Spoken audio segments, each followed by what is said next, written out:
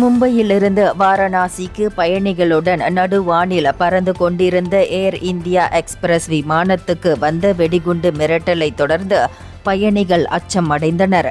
இதனால் வாரணாசி விமான நிலையத்தில் விமானம் அவசரமாக தரையிறக்கப்பட்டது.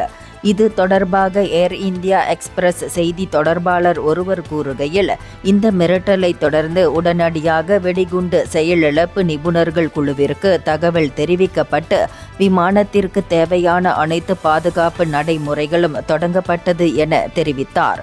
விமானம் வாரணாசி விமான நிலையத்தில் அவசரமாக தரையிறக்கப்பட்டன. அனைத்து பாதுகாப்பு சோதனைகளும் முடிந்தவுடன் விமானம் சேவை தொடங்கப்படும் என்றும் அவர் கூறினார்.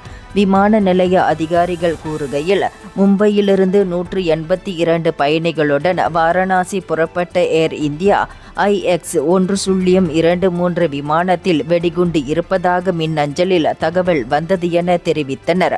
இதனைத் தொடர்ந்து நடுவானில் பறந்து கொண்டிருந்த விமானத்தை பாதுகாப்பாக வாரணாசி விமான நிலையத்தில் தரையிறக்க உத்தரவிடப்பட்டது எனவும் அவர்கள் குறிப்பிட்டுள்ளனர். இந்தியர்களின் இதய குரல் மக்களோசை.